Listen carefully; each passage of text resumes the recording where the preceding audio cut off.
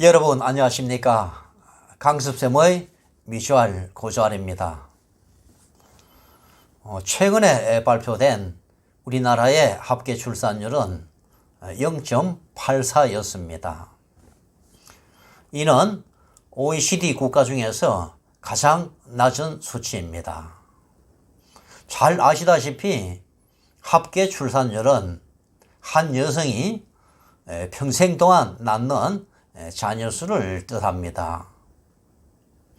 합계 출산율이 1 이하라는 말은 그 나라의 인구가 감소 추세에 있다는 것을 의미합니다. 출산율이 낮다는 것은 국방과 경제활동에 심각한 문제를 가져옵니다. 젊은 세대가 충원되지 않음으로써 군대 갈 사람이 줄어들고 경제활동을 할 노동인구가 줄어들어 심각한 국력의 약화를 초래합니다.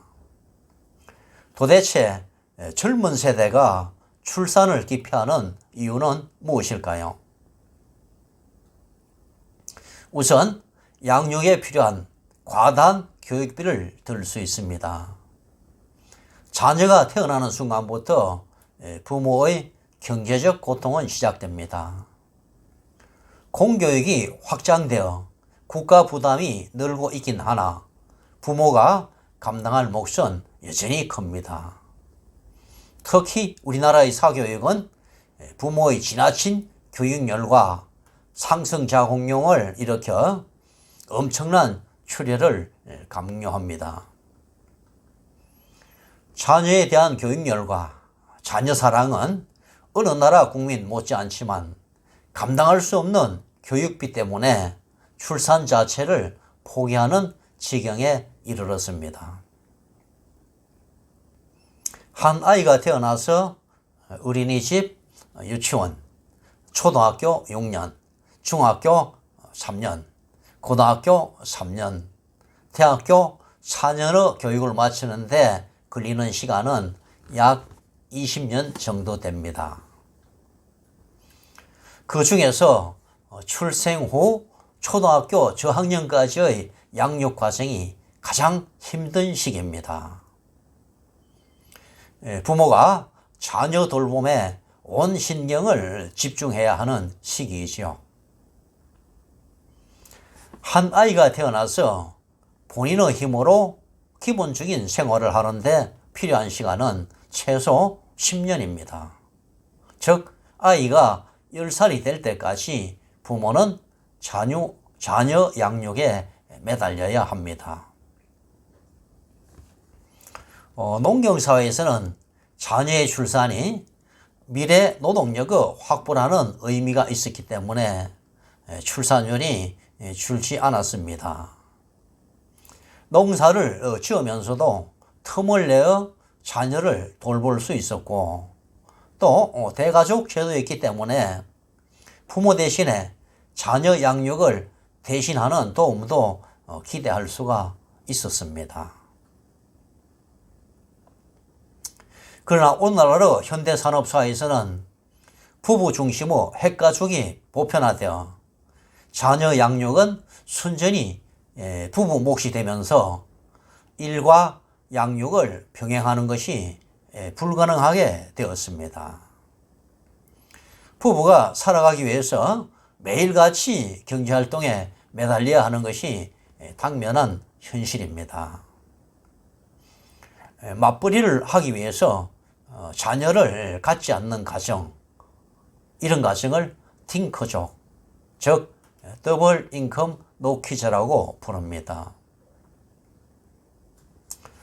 혹 출산을 하더라도 출생 직후부터 자녀는 남의 손에 위탁될 수밖에 없습니다. 부모의 보살핌이 가장 절실한 시기에 아이는 어린이집에 맡겨지는데 이것은 부모와 자녀 모두에게 고통입니다. 매일 아침 생이별을 해야 하는 아픔을 안고 살아가야 합니다. 떨어지지 않으려는 아이를 억지로 떼어놓고 삶의 현장으로 가야 하는 부모도 고통스럽지만 영문도 모르고 부모로부터 떨어져야 하는 아이에게는 엄청난 고문입니다. 이런 광경을 눈으로 보는 젊은 세대가 출산을 기피하는 것은 어쩌면 당연한 것 아닐까요? 그 다음은 젊은 세대의 의식의 변화를 들 수 있습니다. 젊은 세대는 무엇보다 자신의 행복을 추구하는 경향이 강합니다. 자녀 때문에 자아 실현을 위한 사회생활과 자유를 포기하고 싶지 않습니다. 우리나라의 출산율 저하는 크게 두 가지로 요약될 수 있겠습니다. 자녀 양육으로 인한 경제적 부담과 개인의 희생 때문이라고 할 수 있겠습니다. 출산율 저하가 국가적 위기를 초래하는 것이라면, 이것을 인식한다면 국가는 두 가지 문제를 해결해 줘야 됩니다. 즉, 자녀 양육과 교육비를 국가가 전적으로 부담하고, 동시에 부모는 최대한 양육의 부담에서 벗어나게 해야 합니다.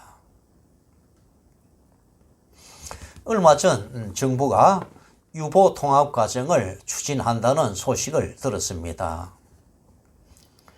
어린이집과 유치원 과정을 통합하여 공교육으로 전환하고 국가가 관리함으로써 부모의 양육 부담을 경감한다는 취지입니다. 내가 평소 주장해온 바이므로 적극 공감합니다. 그러나 정부가 추진하는 정책은 다소 미비하다고 판단되어 다음과 같은 제언을 하고자 합니다. 먼저 출생과 교육은 한 개인, 한 가정의 문제가 아니라 국가의 책임이라는 국민적 공감대가 형성되어야 합니다. 한 아이를 기르는데 온 마을이 필요하다는 아프리카 속담이 있습니다.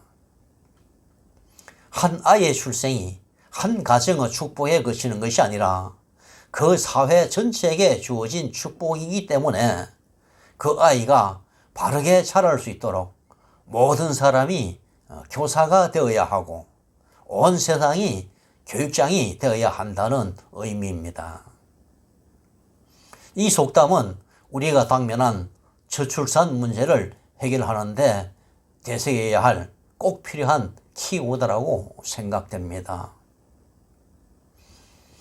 먼저 출생에서 어린이집에 가는 시기까지는 부모에게 양육의 의무를 지워야 합니다. 대신에 경제활동을 하지 못하는 보상을 국가가 해 주어야 합니다. 이 시기는 아이에게 부모 사랑이 가장 필요한 시기이기 때문입니다. 일정한 양육이 끝난 이후에 직장에 대한 복귀도 국가가 보장해 줘야 됩니다. 경력 단절이 없도록 국가가 세심한 배려를 해야 한다는 것입니다. 다음으로는 마을 학교를 운영할 것을 제안합니다. 이 마을 학교는 주거지 인접한 지역에 설치하여 어린이집, 유치원, 초등학교 1, 2학년 과정을 담당하도록 합니다. 초등 1학년과 6학년의 차이는 중1과 고3의 차이보다 훨씬 큽니다. 초등 1, 2학년은 등하교에도 부모의 동반이 반드시 필요한 아이들입니다. 그래서 이들은 교육보다 보육이 강조되어야 합니다. 초등 3학년이 될 때까지 주거지 가까운 마을 학교에서 보호를 받게 되면 부모의 등하교 부담이 줄어들 수 있습니다. 그리고 교육에 대한 투자가 전폭적으로 이루어지고 사교육이 필요 없는 교육 환경을 만들어 가야 합니다. 우리는 풍족한 물질 문명 속에 살고 있지만 저출산, 인구 감소 위기를 맞고 있습니다. 출산은 국력과 직결됩니다. 부모가 자녀 양육의 부담에서 벗어날 때 출산율은 증가할 수가 있습니다. 오늘도 생활에 필요한 물자들이 대량 생산되고 대량 소비되고 있지만 사람은 오직 사람에 의해서만 길러집니다. 사람이 먼저이고 역사의 주인공은 사람입니다. 자녀 기르기 좋은 환경을 만들어주는 정부, 자녀 교육을 책임지는 정부가 진정 좋은 정부라고 생각하지 않으십니까? 여러분, 감사합니다.